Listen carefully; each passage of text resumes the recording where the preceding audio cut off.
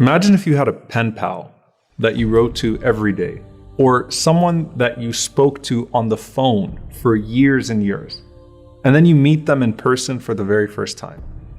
If you took 5 years of prayer and you just calculated 5 prayers a day for 5 years, no sunnahs, nothing else, not even taking into account the various circumstances of people, that means you would have prayed about 10,000 times. That's 10,000 times you've been in dialogue with your Lord. And that's not including dua or anything else. Now, if you've had all those conversations and you still don't feel like you've ever spoken to Allah or have a relationship with Him, that's significant. If you have a relationship with Him in this dunya, He's not going to let you down in the akhirah. As the Prophet ﷺ said, وَلَا يَتَوَلَّ اللَّهَ عَزَّ وَجَلَّ عَبْدًا فِي الدُّنْيَا فَيُوَلِّيهِ غَيْرَهُ يَوْمَ الْقِيَامَةِ. Allah does not take someone as a friend in this life and then entrust him to someone else on the Day of Judgment. And so that's the difference between the two arriving on the Day of Judgment. Abu Hazim rahimahullah was asked, how will returning to Allah be like?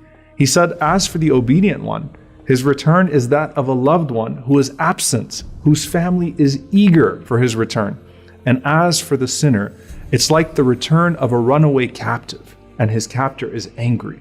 All of this is to say that the Day of Judgment is not just when you meet your deeds, but more importantly, it's when you meet your Lord with your deeds. And you want that meeting to be a reunion, not an introduction, and you definitely don't want it to be an apprehension.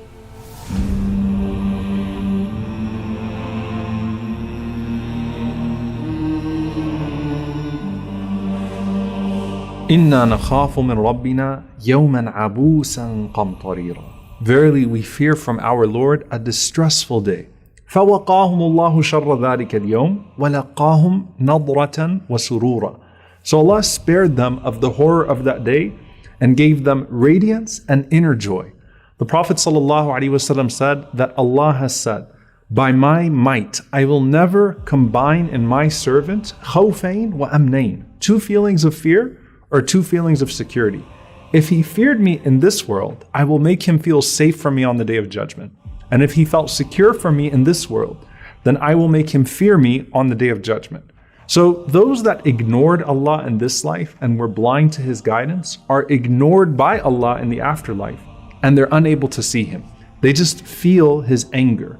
كَلَّا إِنَّهُمْ عَنْ رَبِّهِمْ يَوْمَئِذٍ لَمَحْجُوبُونَ.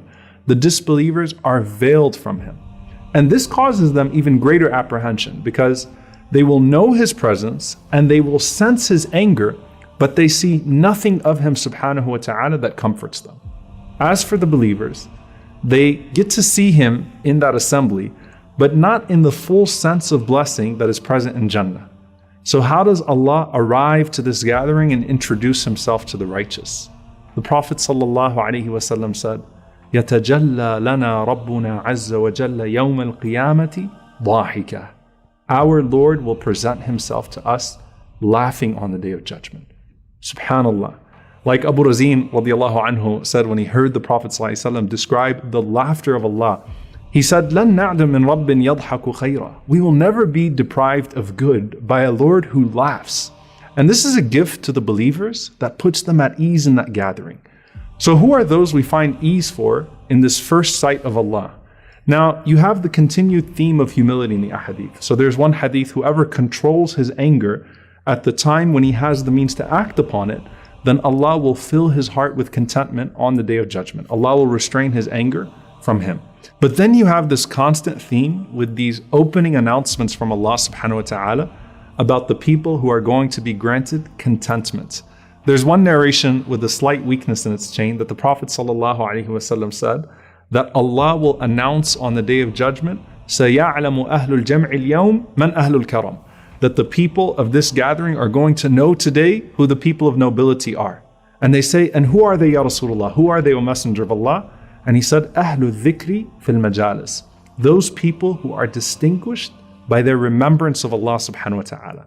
Now, almost every narration about those who are granted contentment as they stand there when hellfire and paradise have been brought forward and Allah subhanahu wa ta'ala addresses the gathering has to do with being a person of dhikr, has to do with being a person of remembrance. Imran ibn Hussein radiallahu ta'ala anhu, he reported that the Messenger of Allah sallallahu alaihi wasallam said, verily the best servants of Allah on the Day of Judgment are al-hammadun, those who used to constantly praise Him. And one time the Prophet sallallahu alaihi wasallam was with the companions and he said, sabaq al-mufarridun, sabaq al-mufarridun. Those who practice solitude have raced ahead. And they said, Ya Rasulullah, who are those people? And he said, al-mustahtaruna fi dhikrillah, those who are completely immersed in the remembrance of Allah. And then he said, sallallahu alaihi wasallam, يَضَعُ الذِّكْرُ عَنْهُمْ أَثْقَالَهُمْ فَيَأْتُونَ يَوْمَ الْقِيَامَةِ خِفَافًا. Their dhikr, their remembrance has lifted all of their burdens. And so they come on the Day of Judgment weightless, with no burden whatsoever.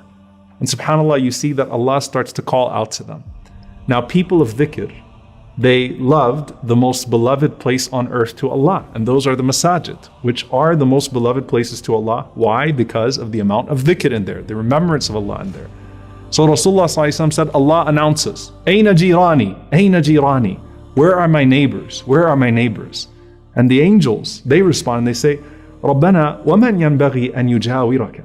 O our Lord, who is befitting to be called your neighbor? And Allah will say, Ayna ummarul masajid. Where are those who used to frequent the masajid, those who were regular in my houses in this world? Then the Prophet ﷺ said, ثُمَّ يُمَيِّزُ الْعُلَمَاء. Allah then distinguishes the scholars. And remember, the righteous scholars are called what in the Quran? They're called Ahlul Dhikr, the people of remembrance. And these are the opposite, of course, of the hypocrites amongst them, may Allah protect us, who have their own humiliation on the Day of Judgment. These are the sincere scholars who lived what they taught. And they use their knowledge to get close to Allah. إِنَّمَا يَخْشَى اللَّهَ مِنْ عِبَادِهِ الْعُلَمَاء. Those who truly fear Allah are the true scholars. So this day they have no fear. Allah says to them, يَا مَعْشَرُ الْعُلَمَاء, O company of scholars, لَمْ أَضَعْ فِيكُمْ عِلْمِي وَأَنَا أُرِيدُ أَنْ أُعَذِّبَكُمْ. I wasn't going to waste my knowledge on you just to punish you today. قَدْ غَفَرْتُ لَكُمْ. I've forgiven you all. You see the theme here? Those people of knowledge and in these circles of remembrance that had the shade of the angels in this life going up to Allah, and Allah announcing to the angels that He was pleased with us, even though we couldn't hear it or see it, we felt it. Now Allah is making those announcements in front of the angels and in front of everyone else that He's pleased with us. The difference is we're actually there to witness the announcement this time. May Allah make us amongst them. Allahumma ameen. Finally, there is the specific dhikr the Prophet ﷺ mentioned for this moment. He said, sallallahu alaihi wasallam, whoever says 3 times in the morning and in the evening, رَضِيتُ بِاللَّهِ رَبَّا وَبِالْإِسْلَامِ دِينًا وَبِمُحَمَّدٍ صَلَّى اللَّهُ عَلَيْهِ وَسَلَّمَ نَبِيًّا. I am pleased with Allah as my Lord, I am pleased with Islam as my religion, and I am pleased with Muhammad sallallahu alaihi wasallam as my prophet. كَانَ حَقًّا عَلَى اللَّهِ أَنْ يُرْضِيَهُ يَوْمَ الْقِيَامَةِ. Allah has taken it as a guarantee upon Himself to please that person on the Day of Judgment. So the 3 questions in the grave, you're already pleased with the 3 answers. And so when you think back to what we said early on, وَمَنْ أَعْرَضَ عَنْ ذِكْرِي فَإِنَّ لَهُ مَعِيشَةً ضَنْكًا. The one who turns away from the remembrance of Allah has a constricting life. And we said that's in this dunya, that's in the grave, and on the Day of Judgment. The opposite is true when Allah says, أَلَا بِذِكْرِ اللَّهِ تَطْمَئِنُّ الْقُلُوبِ. Verily in the remembrance of Allah, don't the hearts find tranquility? That is also in this dunya, that's in the grave, and that is now in this gathering on the Day of Judgment. فأما من ثقلت موازينه فهو في عيشة راضية